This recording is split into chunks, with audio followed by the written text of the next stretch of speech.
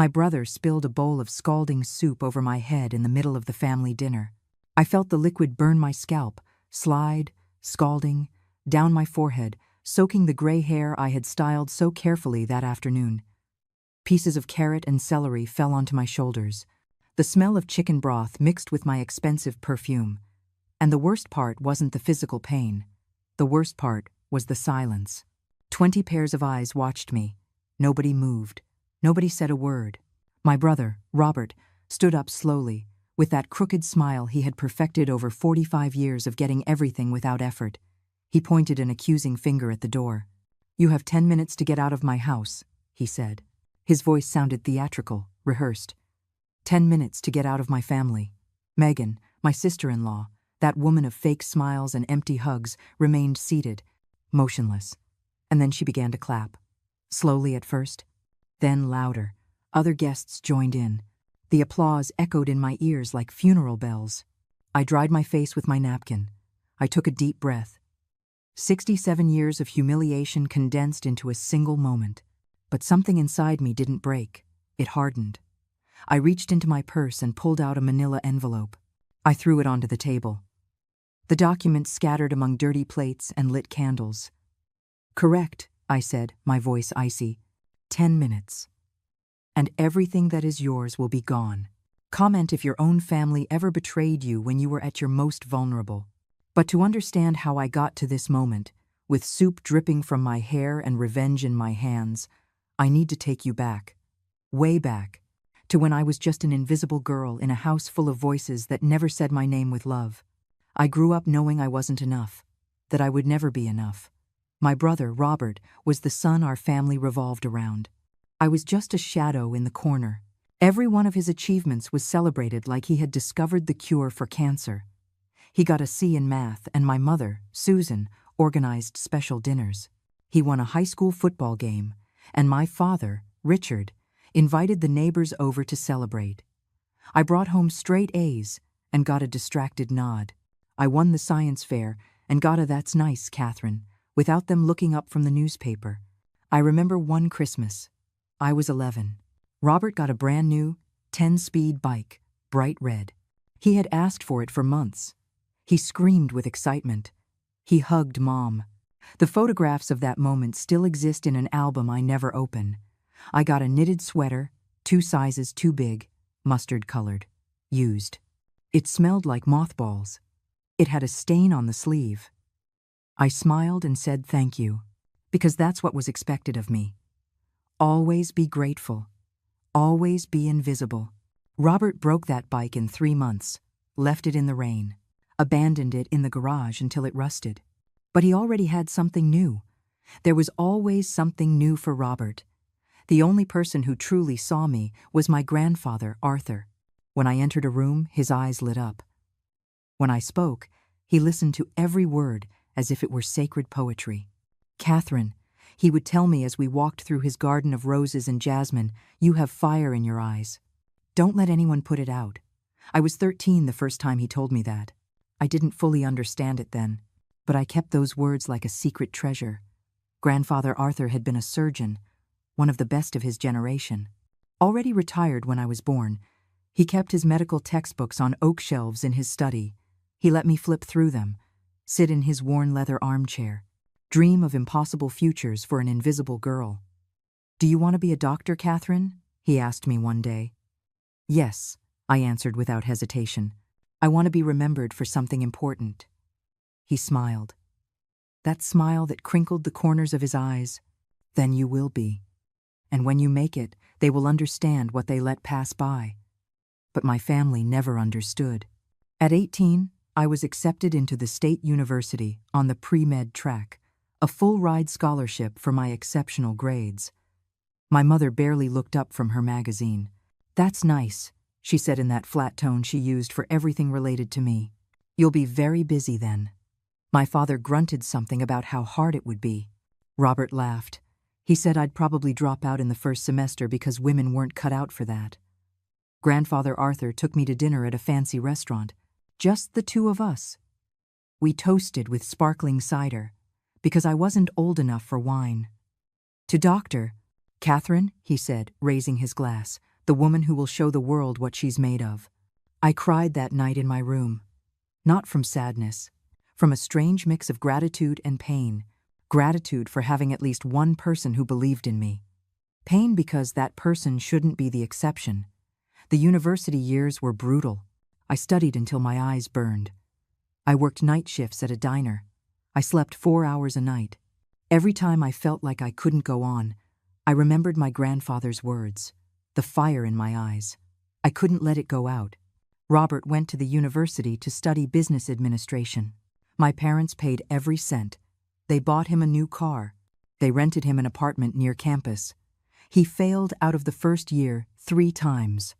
Parties, alcohol, girlfriends who changed every month. My parents justified every failure. He's finding his way, Mom would say. Boys need time, Dad would add. I graduated with honors in 6 years. Robert took 9 years to finish a 4-year degree, but when he finally did, the party was the event of the year. More than 100 guests, a rented hall, a live band, a 3-story cake. When I graduated from medical school, Grandfather Arthur took me to dinner. Just the 2 of us. My parents were busy with, I don't remember what. Robert didn't answer my call. Catherine, my grandfather told me that night, his eyes shining with pride, always remember this. True family isn't the one that shares your blood. It's the one that recognizes your light when everyone else is blind. I didn't know then that those words would be prophetic. That decades later, on a night of hot soup and public humiliation, those words would ring out like bells of justice. Medical residency was my personal hell. 36-hour shifts at the hospital, hands trembling with exhaustion while I sutured wounds. Life or death decisions with cold coffee as my only fuel. There were moments when my body simply begged to give up, but I didn't. Every patient saved was a victory against everyone who said I couldn't. Every time a patient took my hand and thanked me with tears, I felt my existence had a purpose beyond being the forgotten daughter. Grandfather Arthur visited me when he could. He brought home-cooked food in Tupperware containers, which I devoured between shifts. He would sit in the hospital cafeteria for hours, just waiting for me to have 10 minutes free. I'm proud of you, he always told me. More than words can express. I needed to hear that. I needed it like air. Because at home, when I visited on my rare days off, the conversation always revolved around Robert and his business ventures. He had decided to be an entrepreneur. He didn't want to work for anyone. He was destined to be a boss, not an employee. My parents were in awe and gave him $50,000 as an initial investment, a sporting goods store that went bankrupt in 8 months. He lost everything on inventory he never sold and a lease that was too expensive. But my parents just said it was part of the learning process. They gave him another $30,000 for his next idea, a food delivery app. Before those apps were popular, it could have been visionary if Robert had the slightest clue about technology. He hired cheap programmers. The product was full of bugs. He advertised a service that didn't work. 6 months, and it all collapsed.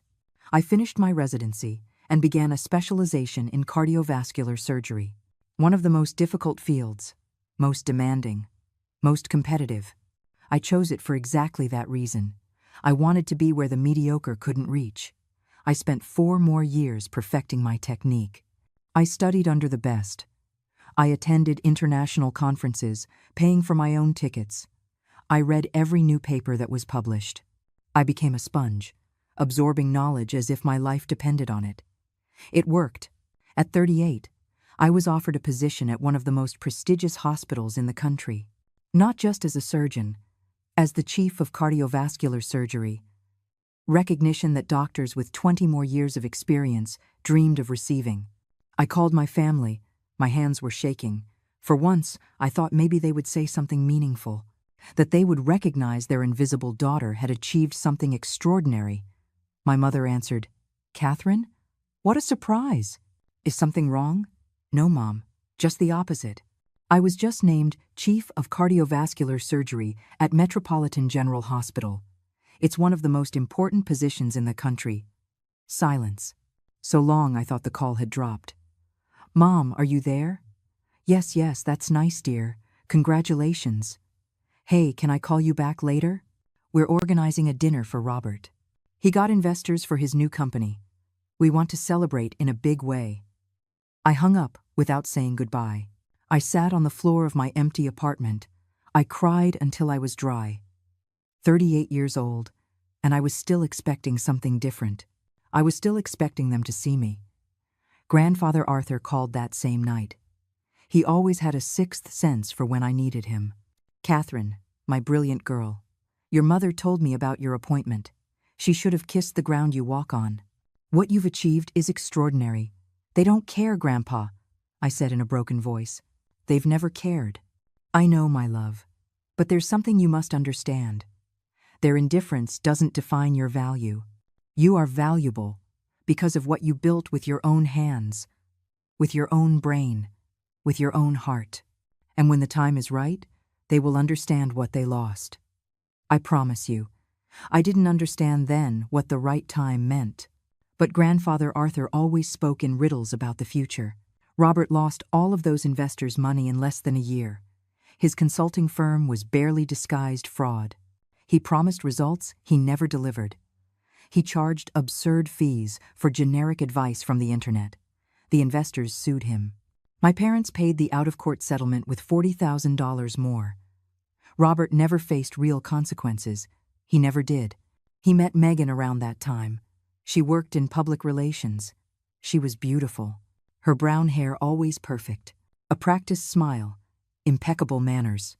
The kind of woman who knows how to behave in every situation. From the first moment, I knew she was fake. But Robert was enchanted. He had finally found someone who fed his ego as much as our parents did.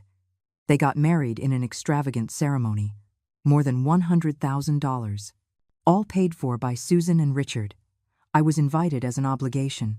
They sat me at a table in the back, far from the main family, next to distant cousins I hadn't seen in years.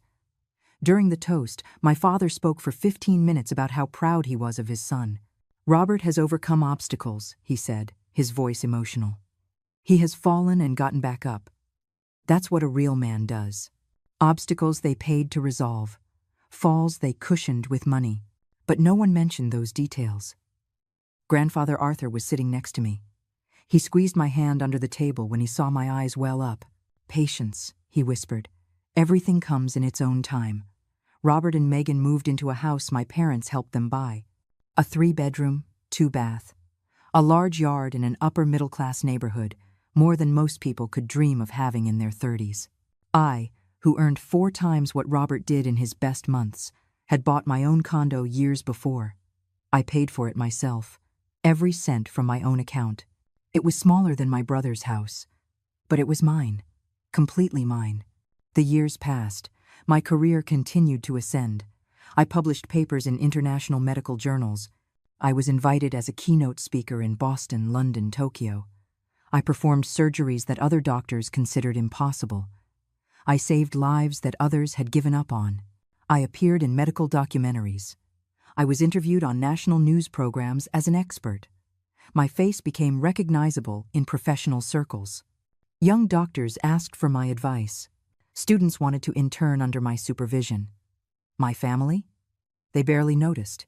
When I appeared on a national television program talking about advances in heart transplants, my mother commented that my hairstyle wasn't flattering. My father said I had spoken too quickly. Robert didn't even watch the program. Grandfather Arthur recorded it on VHS. He watched it 3 times. Someday, he told me during one of our private dinners, "They are going to want to brag that you're their daughter. They're going to tell everyone that the famous Dr. Catherine is their family. And when that day comes, I want you to remember this moment. I want you to remember who was here when you were invisible." Robert continued to sink in his own failures while I reaped success. But his ego never diminished. If anything, it grew proportionally to each financial disaster, as if reality couldn't touch him, always protected by the infinite mattress of our parents' money. After the consulting fiasco, he decided to become a real estate developer. He convinced Megan to leave her stable job to join his adventure. "We're going to be millionaires," he promised her, with that blind confidence only the incompetent possess. My parents gave him $60,000 for the first project, an old house in a declining neighborhood that, according to Robert, had incredible potential. He hired cheap workers, terrible work. The renovation took triple the planned time. It cost double the budget. When he tried to sell it, the market had changed. He had to sell at a loss. But Robert had explanations for everything. The economy had been against him. The workers betrayed him. The agent was incompetent. It was never his fault. Never. I watched him from afar. From my world of successful surgeries and professional recognition, I felt a mix of pity and repulsion. Pity because it was pathetic to see a man in his 40s depending on his parents like a teenager. Repulsion because he never showed humility or gratitude. There was a time, when I was 43, that I tried to reach out to him. I thought that maybe if I offered genuine help, we could build something resembling a real sibling relationship. I called him on a Tuesday afternoon. "Robert, I heard you're looking for new opportunities. I have contacts in hospital administration. There are management positions that might interest you. Real, stable work, good salary." He laughed. A dry, cruel laugh. "Real work? You mean being someone's employee?" "Catherine, I'm not made to be a common worker. I'm an entrepreneur, a visionary. You can't understand that because you're just a glorified employee who cuts up bodies for money." I hung up without responding. That was the last time I tried to help him. The last time I extended an olive branch that he burned before it could even touch him. Grandfather Arthur was now 87. His health was beginning to decline. Heart problems. Ironically, my field of specialty.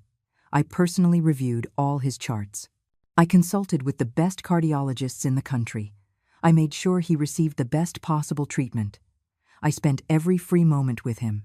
Dinners at his house where he told stories from when he was young, of his own revolutionary surgeries, of patients he remembered decades later. He spoke to me of my grandmother, who died before I was born, with a love so pure it made me believe true love existed. "Catherine," he said one night as we souped tea in his living room full of old books, "I need to talk to you about something important." His voice sounded different, more serious, more urgent. "What is it, Grandpa? Do you feel sick? Do you need me to call the cardiologist?" "No, my girl. It's not that. It's about the future. My future. Or rather, the absence of it." My blood ran cold. "Don't talk like that. You still have many years left." "Catherine, I'm a doctor. You're a doctor. We both know how to read the signs. My heart is tired, and that's okay. I've lived a long and mostly happy life. But I need to make sure that when I'm gone, things are left as they should be." He pulled an envelope from his nightstand drawer, thick, sealed with red wax like in old movies. My name written in his elegant calligraphy on the front. "This envelope is for you, only for you. When I pass, my lawyer, Mr. Harrison, will deliver it to you formally. But I want you to know now that it exists. Don't open it until that moment. Promise me. Grandpa, please. Promise me, Catherine." Tears were rolling down my cheeks. "I promise. Inside are important documents, instructions, things I've prepared for years. Your family will be upset. Your mother, your father, especially Robert. But everything I did with full awareness and for reasons that will become very clear." "What's in the envelope?" "Justice," he answered simply. "Overdue justice." I didn't understand then, but I kept that envelope in my personal safe. I tried not to think about it too much. Thinking meant accepting that Grandfather Arthur was really preparing to leave. 6 months later, on a cold November morning, I got the call I had dreaded. Grandfather Arthur had passed away during the night. In peace. Asleep. No pain.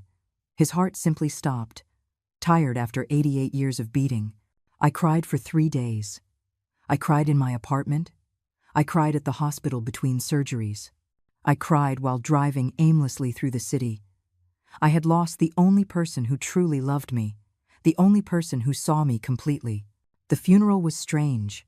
My parents cried, but their tears seemed performative. Robert looked annoyed, as if the funeral was an inconvenience in his schedule. Megan stayed by his side, whispering things in his ear, looking at her phone when she thought no one was watching. I sat in the front row. A dark gray dress, eyes swollen from crying. I held my grandfather's hand in the open casket before the service, still warm. I leaned in and whispered, "Thank you for everything, Grandpa, for seeing me, for loving me, for teaching me that my value doesn't depend on them." After the service, my grandfather's lawyer approached me, an older man named Mr. Harrison, impeccable black suit, worn leather briefcase. "Dr. Catherine," he said in a soft but formal voice. "Mr. Arthur left specific instructions. I need to meet with you in private as soon as possible. There are urgent matters to discuss."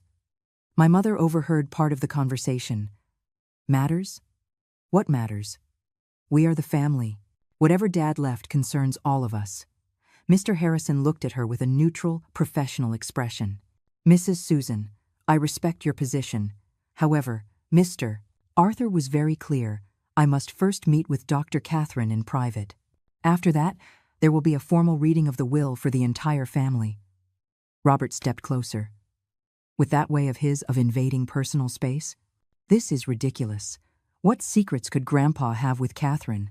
She barely visited him." That lie hit me like a slap.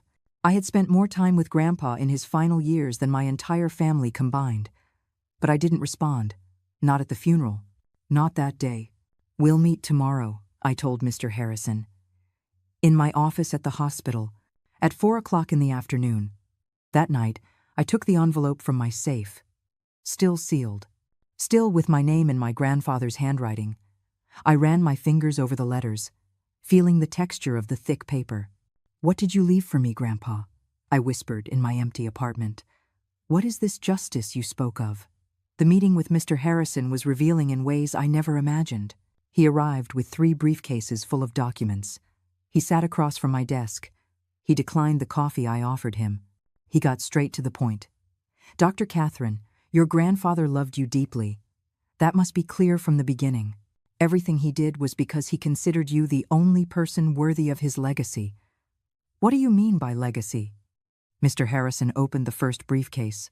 He pulled out a green folder. "Mr. Arthur was a very intelligent man, very observant. For decades, he watched how your family treated you. He watched how his son Richard and his daughter-in-law Susan favored Robert over you. He observed every injustice, every slight, every moment they made you feel invisible." My throat tightened, hearing those words spoken aloud, validated by someone else. It was almost too much. "He also observed," Mr. Harrison continued, "how you built yourself up without anyone's help, how you became an exceptional surgeon, a successful woman, someone who makes a real difference in the world. And he decided that when he passed, his fortune should go to the right hands." He opened the folder. Inside was a 40-page will, each sheet sealed and signed by notaries. "Mr. Arthur leaves you the entirety of his estate," he said, his voice void of emotion, as if reading the weather. $3,200,000 in bank accounts and securities. The house where he lived, valued at $850,000. His art collection, approximately $200,000. All his personal belongings, including his medical library, which he knew you would appreciate. I was paralyzed. I couldn't breathe. I couldn't process what I was hearing. That's over $4 million, I finally managed to say. $4,300,000, to be exact. He leaves your parents $100,000 each. To your brother Robert, $10,000. And a letter. A letter? Mr. Harrison pulled out a smaller envelope. To be delivered to Robert during the formal reading of the will. Mr. Arthur was very specific. He wanted his grandson to hear certain truths. My hands were shaking as I took the copy of the will, page after page of legal language, which basically said the same thing. Catherine gets everything. Catherine is the sole heir. Catherine is the one who deserves the fruit of a lifetime of work. Is this legal? Can they contest it? Mr. Harrison smiled for the first time. Doctor, Mr. Arthur and I worked on this will for 3 years. It is legally ironclad in every possible way. We had it reviewed by 5 other specialized attorneys. Your family can try to contest it, but I assure you they will waste their time and money. Why did he do this? I understand he loved me, But this is going to destroy my family. With all due respect, Doctor, your family destroyed itself decades ago. Mr. Arthur simply ensured that justice was served. Besides, there's more. More. How could there be more? Mr. Harrison opened the second briefcase. Mr. Arthur hired me 2 years ago to investigate your brother Robert's finances. What we discovered is troubling. He pulled out another folder. This one was red. Inside were bank statements, loan documents, transaction records. Robert currently owes $320,000 to various creditors, credit cards, personal loans, failed business debts. He has been dodging creditors for years, moving between questionable legal schemes. The house he lives in has a second mortgage his parents don't know about. He is 3 months away from foreclosure. I stared at the documents with horror and fascination. My brother, the prince of the family, was financially ruined.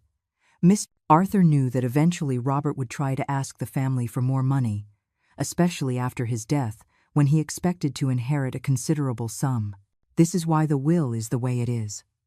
Mr. Arthur didn't want his hard-earned money, saved over decades, to be wasted paying the debts of a man who never learned responsibility. Do my parents know this? About Robert's debts? No. Robert has been very careful to hide it. But eventually, everything comes to light. Mr. Harrison closed the red folder. He looked me directly in the eyes. Dr. Catherine, your grandfather gave me one last instruction. He asked me to tell you this verbatim. Do not be afraid of the storm that is coming. You are stronger than all of them combined. And when they try to make you feel guilty, remember every time they made you feel invisible. Remember who was there when you had nothing. The tears finally fell. I cried in my office in front of a lawyer I barely knew. I cried for the grandfather who loved me so much he prepared my defense even after his death. I cried for the girl I was, who never received what she deserved. The formal reading of the will was 5 days later. My parents, Robert, Megan, and I gathered in Mr. Harrison's offices. The atmosphere was tense, but cordial. Everyone was expecting to hear how Grandpa's inheritance would be divided. Susan wore an elegant black dress and a pearl necklace. Richard wore his best suit. Robert and Megan arrived holding hands. He, with a confident expression. She, with that practiced smile that never reached her eyes. Mr. Harrison began to read. The first paragraphs were legal formalities. Then he got to the figures. To my son Richard, I leave the sum of $100,000, with the hope that he understands that money does not replace presence. Dad nodded, satisfied. $100,000 was a considerable sum. To my daughter-in-law, Susan, I leave the sum of $100,000, with the request that she reflect on what it truly means to be a mother. Mom frowned slightly at the second part, but the money seemed to soften any offense. To my grandson, Robert, I leave the sum of $10,000. The silence was absolute. Robert sat up straight in his chair. 10,000? Only 10,000? Mr. Harrison continued as if he hadn't heard. And a letter, which I will now proceed to read per the testator's instructions. He pulled out a paper with my grandfather's handwriting. My heart was beating so hard I thought everyone could hear it. Robert, I have watched you for 42 years. I have watched you waste opportunity after opportunity. I have watched you take your parents' money without gratitude or shame. I have watched you treat your sister with contempt when she surpasses you in every way. The $10,000 is more than you have ever earned honestly in your life. Robert stood up violently. The chair fell backward with a crash. This is a joke. It has to be a damn joke. Mr. Harrison raised a hand. Please, Mr. Robert, sit down. I have not finished reading. I'm not going to sit down. This will is a fraud. My grandfather was senile. Someone manipulated him. Sir, Mr. Arthur was evaluated by 3 different psychiatrists during the drafting of this will. They all certified that he was in full command of his mental faculties. If you wish to contest, you are within your rights, but I warn you, you will lose. Megan touched Robert's arm. Honey, sit down. Let's hear everything. He picked up the chair. He dropped into it, jaw clenched, the veins in his neck visible. My mother looked pale. My father was staring at the floor. Mr. Harrison continued reading the letter. I have watched as your sister, Catherine, built her life with her own hands, without help, without privilege, without the cushion of money that you always had. She is everything you could have been if you had chosen effort over entitlement. For this reason, and because she is the only person in this family who understands the value of work and dignity, I leave to Catherine the entirety of my remaining estate." "What?" Susan finally spoke. "Entirety? How much is the entirety?" "Approximately $4,300,000, plus properties and assets," Mr. Harrison replied. Chaos erupted. Robert was shouting that this was unfair, that I had manipulated Grandpa, that he was going to sue until he took everything from me. Megan was trying to calm him, but her eyes were shooting daggers at me. My mother was crying, not from sadness, but from indignation. My father looked at me as if I had committed a crime. "Catherine," Richard said, his voice trembling with contained rage, "what did you do to Grandpa? How did you convince him of this?" "I didn't do anything," I replied with a calm I didn't feel. "I didn't even know about this until 5 days ago." "Liar," Robert shouted. "You were always a manipulator. You always wanted to be better than me." "I never had to want to be, Robert. I just am." The words left my mouth before I could stop them. But it was true. The truth I had lived my whole life without daring to say aloud. Robert moved toward me. Mr. Harrison stepped between us. "Sir, I ask you to control yourself, or I will have to call security." "This isn't over," Robert hissed. "I'm going to contest this will. I'm going to prove you manipulated him. I'm going to destroy you. Try it," I said, standing up. "But before you start a legal battle you can't win and can't afford, you should know that Grandpa also investigated your finances. I know about the $320,000 in debt. I know about the second mortgage.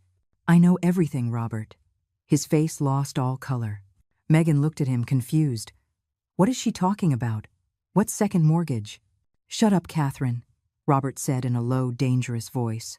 "Why should I shut up? Why have I always had to shut up? You've all lived in a fantasy for decades, pretending Robert is successful when in reality he's a financial failure who has survived only thanks to our parents' money." Susan stood up. "Enough. I will not allow you to speak to your brother like that. He has worked hard. He has tried to build businesses. Not all of us are lucky enough to have your stable job." "Lucky?" The laugh that came out of me sounded bitter even to my own ears. "You think it was luck? I studied for years while Robert went from party to party. I worked 36-hour shifts while he slept until noon. I built a career while you gifted him everything. It wasn't luck, Mom. It was sacrifice. Something none of you understands." "You're ungrateful," my mother said, venom in her voice, "after everything we've done for you." "What have you done for me? What exactly? Tell me one thing. One single thing you did for me that you didn't do double for Robert." Silence. A deafening silence that answered my question better than any words. "That's what I thought," I said, grabbing my purse. "Mr. Harrison, send me whatever papers I need to sign. I'm leaving." "Catherine," my father finally spoke, "don't destroy this family over money." I stopped at the door. I turned around. "I'm not destroying it, Dad. You all did that decades ago. Grandfather Arthur just made sure there were consequences." I walked out of that office. I didn't look back. The calls started that same night. My mother, my father, even Robert tried, with a falsely conciliatory tone. They all wanted to talk, to reconcile, to find a fair solution. I ignored every call. I blocked their numbers. I needed space to process everything. I had expected to inherit something from Grandpa, maybe $50,000, maybe $100,000. I never imagined this. I never imagined he would leave me everything. The following months were strange. I signed papers, transferred properties, consolidated bank accounts. Grandpa's house was now legally mine. His medical books filled 3 entire bookshelves in my condo. His art collection hung on my walls. But the most valuable thing wasn't the money or the properties. It was the validation.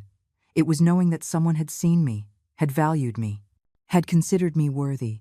Grandfather Arthur had given me something money couldn't buy, the confirmation that I wasn't crazy, that the injustices I had lived through were real. Robert tried to contest the will. As he had threatened, The process lasted 6 weeks before his lawyer told him it was a lost cause. He had spent $15,000 of the $10,000 he inherited, plus $5,000 borrowed on legal fees for nothing. My parents stopped calling after 3 months. I guess they finally understood I wasn't going to share the inheritance, that Grandpa's money was not available to rescue Robert from his endless debts. A year passed. Then, too, my life continued. Surgeries, conferences, patients saved. Grandpa's inheritance was wisely invested, generating returns I didn't even need because my salary was already more than enough. I thought about starting a foundation, something to honor Grandpa's memory, but I wanted to wait for the right moment. I wanted it to mean more than just money. And then, 2.5 years after the reading of the will, I got a call from Megan. Catherine. Her voice sounded sweet, almost friendly. I know it's been years since we spoke. I know things ended badly, but Robert and I wanted to extend an olive branch. We want to invite you to dinner. At our house. A family dinner. Intimate. Just us. Your parents. You. To try and heal. Every instinct told me to refuse. That this was a trap. That after years of silence, this sudden kindness couldn't be genuine. But a part of me, that part that was still the little girl who craved her family's love, wanted to believe that maybe they had changed, that maybe they had reflected, that maybe they were ready to truly see me. When would this dinner be? I asked cautiously. This Saturday. Nothing formal, just a family get-together. We've been thinking a lot, Catherine. Robert has realized a lot of things. He's matured. We really want to rebuild the bridges that were broken. There was something in her tone that didn't quite convince me. Too rehearsed. Too perfect. As if she had practiced every word in the mirror. Let me think about it, I replied. Of course. I'll text you the address. I truly hope you come. It would be important for everyone, especially for Robert. She hung up before I could respond. The text arrived 3 minutes later. The address was the same house they had always lived in. At least they hadn't moved. At least the second mortgage hadn't destroyed them yet. I spent the next few days debating with myself. My rational side screamed that this was a bad idea, that after years of silence, a sudden invitation couldn't mean anything good, that they probably wanted to ask me for money in some elaborate way. But my emotional side, the one I never managed to kill completely, whispered that maybe I should give them a chance, that maybe 2.5 years had been enough time for reflection, that maybe, finally, we could have something like a functional family. Have you ever wanted something to be true so badly that you ignore all the warning signs? Saturday arrived. I dressed carefully. I chose a beige dress. Elegant but not flashy. I didn't want to look like I was showing off my success, but I didn't want to look weak either. The balance was delicate. I drove to their house, my hands sweating on the steering wheel. The house looked the same as always. Well-kept lawn. Fresh sand-colored paint. 2 cars in the driveway. One was Robert's. Old but functional. The other I didn't recognize. Probably my parents. I rang the bell. Megan opened it with a wide smile. She was wearing a lavender-colored dress, her hair perfectly styled, as always. Catherine, I'm so glad you came. Come in, come in. The inside of the house smelled like home-cooked food. Roast chicken. If I wasn't mistaken, the dining room table was elegantly set. White tablecloth, candles, wine glasses. Too elegant for a simple, casual family dinner. My parents were already sitting in the living room. My mother wore a dark green dress and jewelry I hadn't seen on her before. My father wore a dress shirt and slacks. They were all dressed as if this were an important event. Catherine. My mother stood up and hugged me. A stiff, awkward hug. That lasted exactly 2 seconds. You look well. A little thin, maybe. Are you eating enough? The classic criticism disguised as concern. I'm perfectly fine, Mom. Robert came in from the kitchen with a bottle of wine. He looked different. Thinner, with pronounced dark circles under his eyes. Some gray hairs I didn't remember. The last few years had not been kind to him. Sister, he said, with what seemed to be a genuine smile. Thank you for coming. It means a lot to us. Thanks for the invitation. I responded automatically, still on alert. Dinner began with light conversation. The weather, the news, unimportant anecdotes. Megan served the chicken with elaborate side dishes. It all tasted good. I had to admit it. They had put effort into the food. But there was something strange in the air, an underlying tension. Glances exchanged between Robert and Megan, smiles that didn't quite reach their eyes. My mother nervously touching her necklace every few minutes. "Catherine," my father began, as he cut his chicken. "We've been thinking a lot about the past, about how we handled things when you two were children." Here it came, the prepared speech. "We recognize that maybe we weren't as fair as we should have been," Susan continued. "That maybe we favored Robert in ways that weren't fair to you. Maybe." As if they still couldn't fully admit it. "We've grown," Robert added. "I've grown.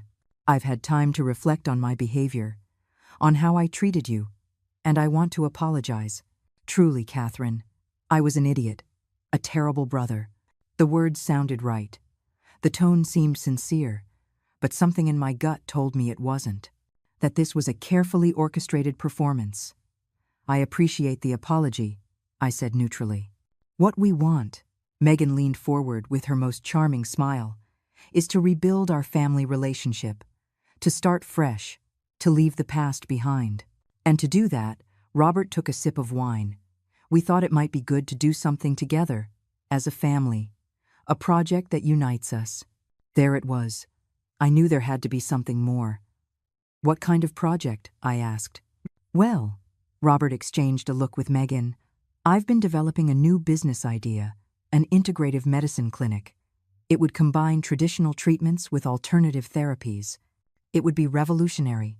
And I thought that you, with your medical experience and your connections—" "You want me to invest in your business?" I interrupted. "It's not just my business. It would be our business. The family's. We would all put something in. You'd have a significant percentage. It would be a way to honor Grandpa's memory, using his inheritance for something that helps people."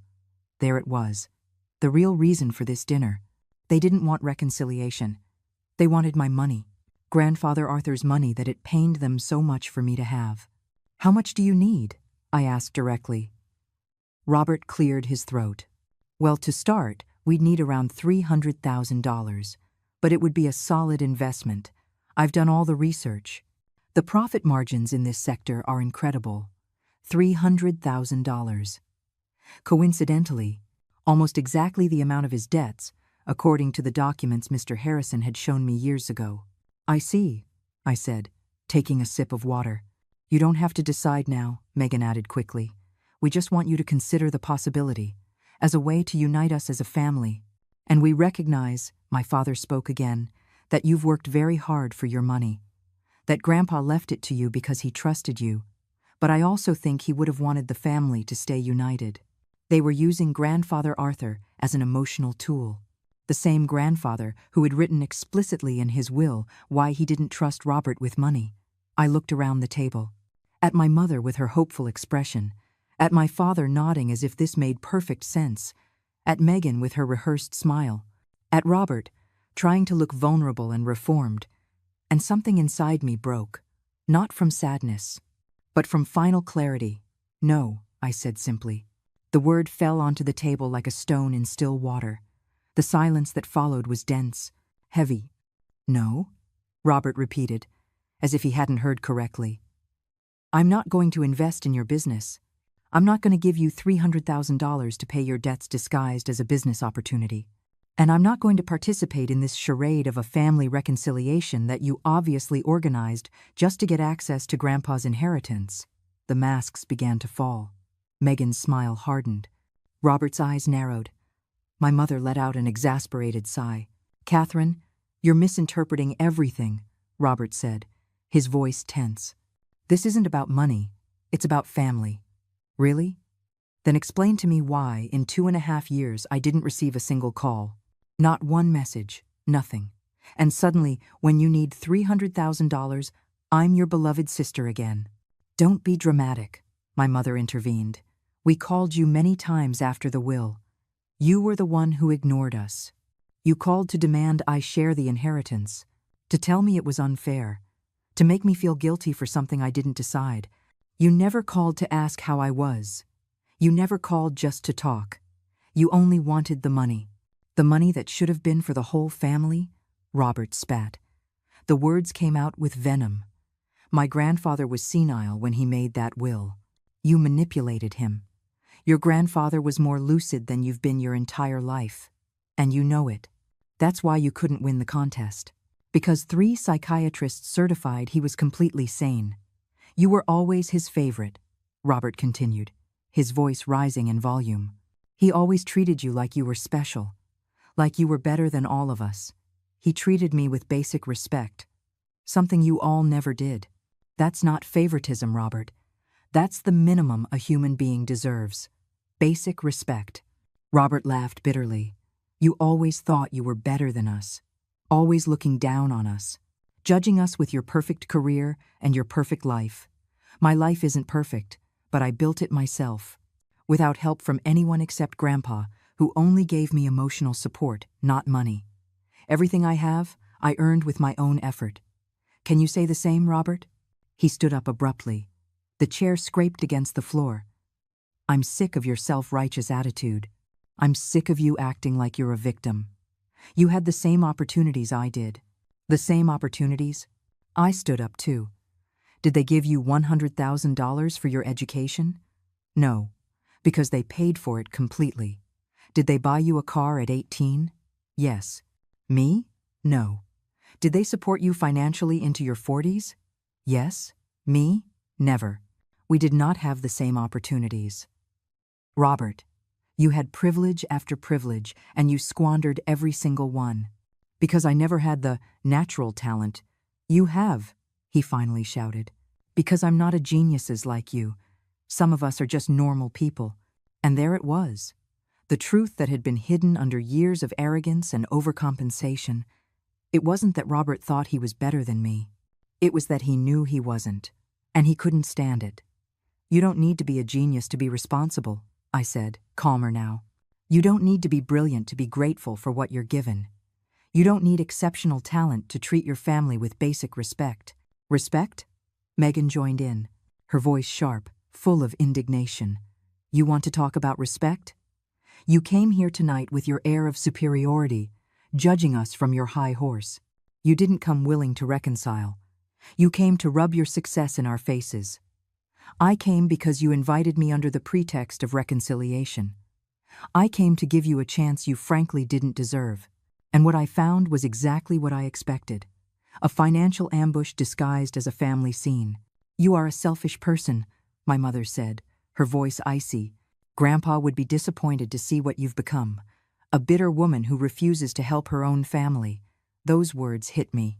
But not in the way she expected. They hit me with the final clarity that no matter what I did, I would never be enough for them. I could give them all the money in the world, and they would still find something to criticize.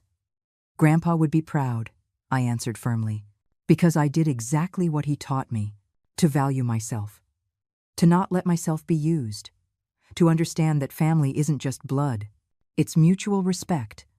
Then leave, Robert said, moving toward me with heavy steps. If you despise us so much, get out of our house. Gladly. I took my purse from the back of the chair, but before I could take a step, Robert did something I didn't see coming. He picked up the bowl of hot soup that was in front of him, still steaming because they had just served it as a second course, and he flipped it over my head. The boiling liquid burned my scalp.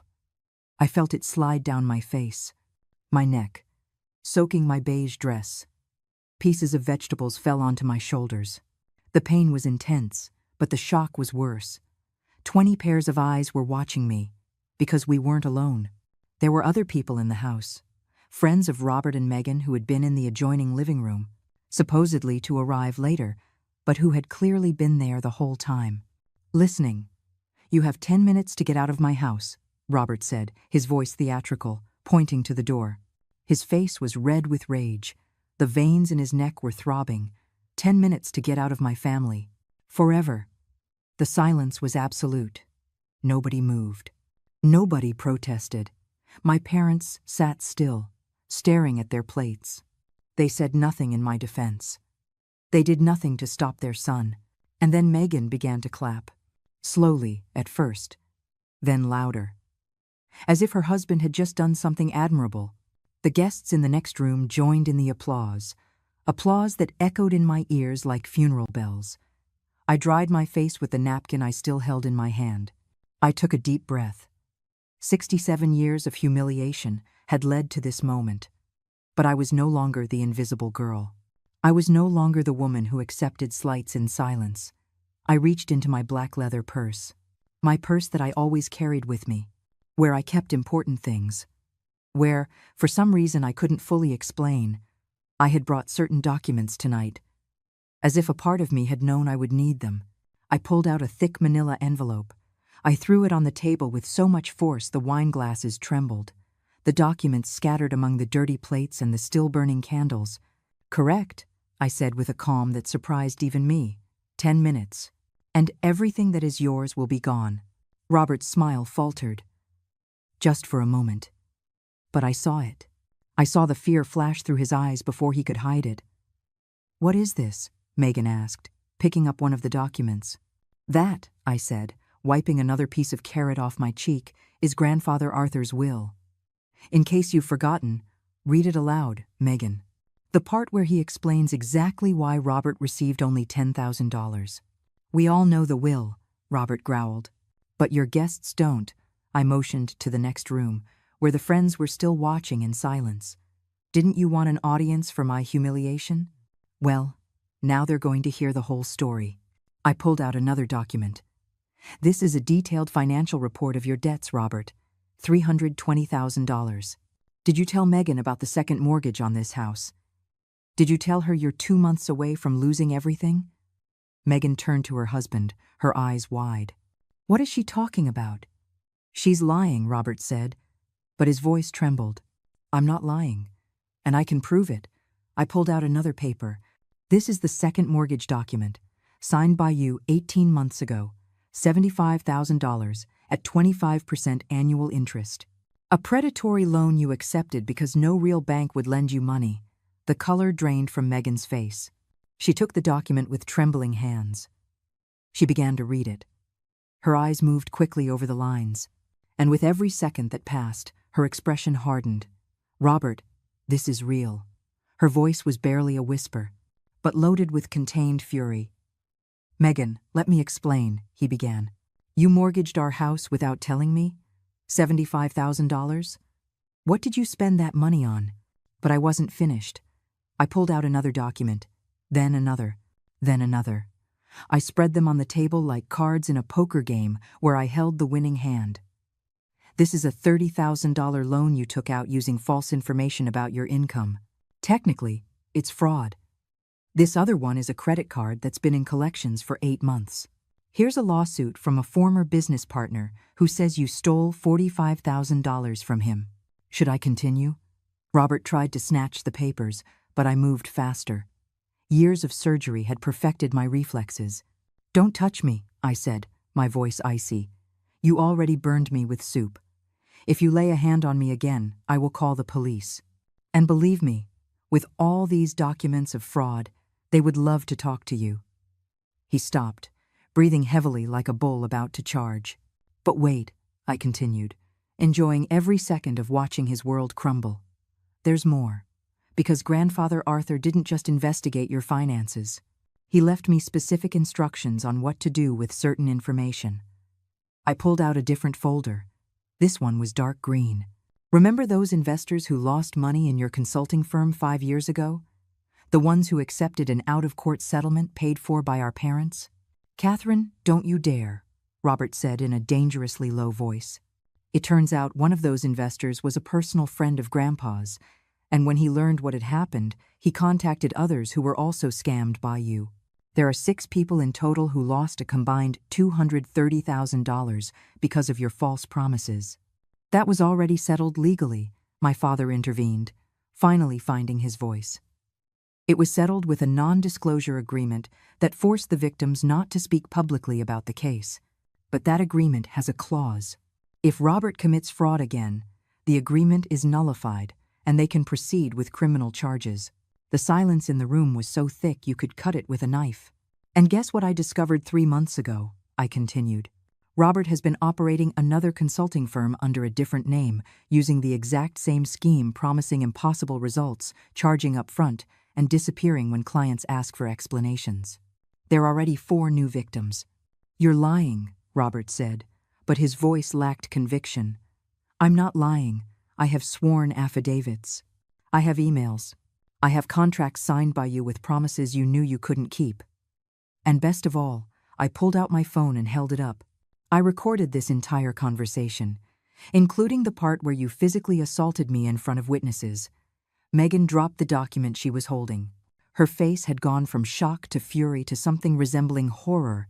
"Who are you?" she asked Robert. "Who the hell are you, really?" "Megan, listen to me." He tried to take her arm, but she pulled away violently. "Don't touch me. Don't come near me." I turned to my parents, who were still sitting like statues of salt. "And you? Are you going to keep defending him? Are you going to keep paying his debts while he destroys life after life with his fraud?" My mother had tears in her eyes, but I didn't know if they were from sadness or rage. "Catherine, he's your brother. Family supports each other. Family supports each other when there is mutual love and respect. What you've done isn't support. It's enabling. You've allowed him to become a criminal because you never forced him to face consequences." "I'm not going to stand here and listen to this," Robert said, heading for the door. "Sit down." My voice cut through the air like a whip. And to my surprise, he stopped. "Because I haven't gotten to the best part yet." I pulled out the final document, the most important one of all. I held it up so everyone could see it. "Do you know what I did with part of Grandpa's inheritance, Robert? I bought your debts." Time seemed to stop. "What?" he whispered. "6 months ago, I started contacting your creditors. I offered to buy your debts at a discount. Most of them gladly accepted because they thought they'd never see that money. I spent $180,000 buying $290,000 of your total debt." Robert's legs seemed to give out. He grabbed the back of a chair, "which means," I continued, relentless, "that I am now your primary creditor. I control whether the mortgages are foreclosed. I decide whether to initiate legal proceedings. I have the power to destroy you financially with a single phone call." "You can't do that," my father said, standing up. "That's vengeful. It's cruel." "Cruel?" I laughed without humor. "You want to talk about cruelty? Where were you when Robert poured scalding soup on my head? Where was your outrage when he gave me 10 minutes to get out of his family? Where has your concern been for 67 years of treating me like garbage? You were always resentful," my mother spat. "Always holding grudges, keeping score. They're not grudges when they're real. It's not keeping score when it's memory. For decades, you made me believe I was the problem, that if I were just nicer, quieter, more invisible, maybe you would love me. But I was never the problem. You were. Your inability to love someone who didn't feed your ego. Your inability to see value in something you couldn't control." I turned back to Robert, who was still clinging to the chair, his face green with panic. "But I'm not cruel like you," I continued. "I'm not going to execute the debts immediately. I'm going to give you a choice, a chance that is more than you've ever given me." "What do you want?" he asked in a hoarse voice. "I want you to go to every one of your recent victims and give them their money back. I want you to shut down that fraudulent company. I want you to get a real job, with an honest salary, and pay back your debts to me in reasonable installments over the next 10 years. "That's impossible," he whispered. "It's not impossible. It's hard. There's a difference. And if you've really matured, like you said half an hour ago, if you really want to change, then you'll do it. Because the alternative is that I make all this evidence of fraud public. I contact the previous victims to nullify the non-disclosure agreement, and I let justice take its course." "You would go to jail," Megan added, looking at her husband with a mix of horror and disgust. "You could go to jail for fraud." "She's lying," Robert said desperately. "She's making it all up. She doesn't have real proof." "I have 37 pages of proof, reviewed by 3 different lawyers. Everything is documented, dated, verified. And before you ask, yes, I made copies, multiple copies, in different locations. You can't make them disappear." I watched as the reality finally penetrated his brain, how he understood that this time there would be no rescue. That Mom and Dad couldn't pay to make this problem go away. That he had reached the end of the road. Why? He finally asked. And for the first time in my life, I heard something like genuine vulnerability in his voice. Why did you do all this? Just for revenge? No, I answered honestly. I did it because someone had to stop you. I did it because every day you were out there, you were ruining more lives. I did it because Grandfather Arthur taught me that when you have power, you have a responsibility to use it to protect the defenseless. Robert's victims are defenseless, I continued. People who trusted him, who gave him their hard-earned money, who believed his promises, and he betrayed them, over and over. Someone had to stop him, and if his own family wouldn't, then I would. I looked at my watch. It's been 8 minutes of the 10 you gave me, so here is my final ultimatum. And pay close attention, because I won't repeat it. I walked around the table, still with soup dripping from my hair, but with my head held high. Every step was deliberate, powerful. You have 72 hours to contact every victim of your latest scheme and return their money. I don't know where you'll get it. Sell everything if you have to. Borrow from whoever you want. But those people will get back every cent you stole from them. I don't have that kind of money, Robert said weakly. Then get it. Sell your car. Sell Megan's jewelry. Sell everything you have of value. Because if in 72 hours you haven't begun the restitution process, I will hand all of this evidence over to the district attorney. Megan stood up abruptly. I am not selling my things to pay for his fraud. This is too much. I am done with this. She took off her wedding ring. She threw it on the table. It bounced twice and landed on the floor with a metallic clink. Megan, wait. Robert tried to follow her, but she was already grabbing her purse. No, I have put up with your lies for years. Your empty promises, your failed businesses. But fraud, real victims, the possibility of jail? I am not going down with you, Robert. Call a lawyer. You're going to need one for the divorce, too. She walked out of the house, leaving the door open. The sound of her car starting echoed in the silence she left behind. Robert sank into a chair, his head in his hands. For the first time in his life, he looked truly defeated. There was no ego, no arrogance. Just a 45-year-old man finally facing the consequences of decades of irresponsibility. But that's not all, I continued, without mercy. I still had 2 minutes of the 10 he had given me. This house. The house you ordered me out of in 10 minutes. Do you know whose it really is? Robert lifted his head slowly. When you bought this house 13 years ago, Mom and Dad gave you $150,000 for the down payment.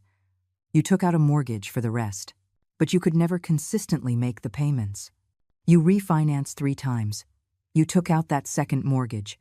And 4 months ago, when you were about to lose it, someone paid off all your mortgage debts. I pulled out the last document. A deed. It was me. I paid $310,000 to clear your mortgages. And as part of the agreement with the bank, the house was transferred to my name. This house, Robert, is no longer yours. It's mine.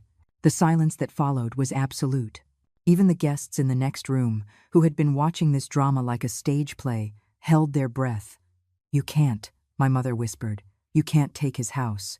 It's not his house anymore. It's my house. And I have every legal right to ask him to leave. In fact, I checked my watch again.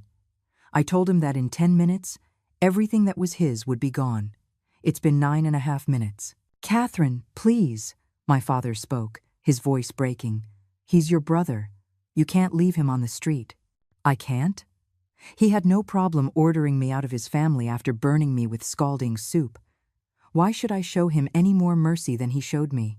I crouched down to be at eye level with Robert, who was still sitting in complete shock. But unlike you, I am not cruel without reason. So here's the deal.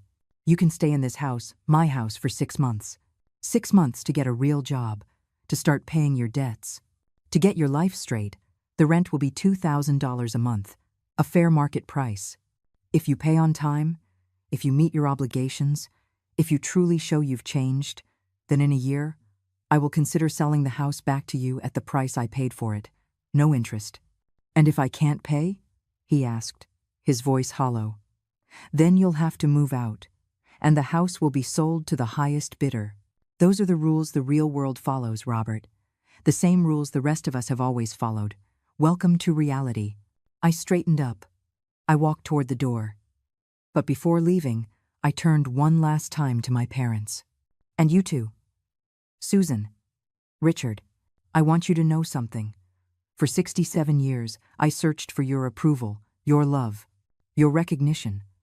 I killed myself studying, working, building myself up, thinking that one day you would truly see me, that one day you would say you were proud of me. Tears were streaming down my face, mixing with the remnants of soup. But they weren't tears of sadness. They were of liberation. But Grandfather Arthur taught me something crucial before he died. He taught me that love and respect cannot be begged for. They can't be earned with achievements. Either they are given freely, or they're not worth having. And you never gave them to me freely. I always had to fight for scraps while Robert received banquets for doing nothing. Catherine, please, my mother was sobbing now. Don't destroy this family. I didn't destroy it, Mom. You destroyed it decades ago when you decided one child was worth more than the other. When you chose ego over fairness. When you preferred the comfort of lies over the discomfort of the truth. I'm just putting a name to what always existed. I pulled one smaller envelope from my purse. I put it on the table. This is for you. It's 2 checks. One for each of you. For $50,000. It's more than you ever gave Grandpa in his life. More than you ever invested in my education. More than you ever acknowledged my existence. Take it as my final contribution to this family. We don't want your money, my father said with wounded pride. Of course you do. You've wanted it from the moment you learned about the inheritance. That's why you organized this dinner. That's why you invited me after years of silence. So take it. But know this, it's the last thing you will ever receive from me. After today, you don't exist to me. There will be no more calls, no more dinners, no more chances. I walked to the door. I stopped in the threshold. Grandfather Arthur was right about everything. He told me that someday you would want to brag that I'm your daughter, that you'd want to tell the world that the famous Dr. Catherine is your family. And when that day came, I should remember who was there when I wasn't famous. That day has already come. In recent years, I've been interviewed on national programs. I've saved lives other doctors considered lost. I've been offered positions at hospitals in 3 different countries. And every time someone asks me about my family, do you know what I say? I say my grandfather was the best man I ever knew. And then I change the subject, because you don't deserve to be part of my success story. The 10 minutes were up. I looked at my watch one last time. My 10 minutes are over, and sure enough, everything that was yours has disappeared. Your son lost his house, his wife, his false image of success.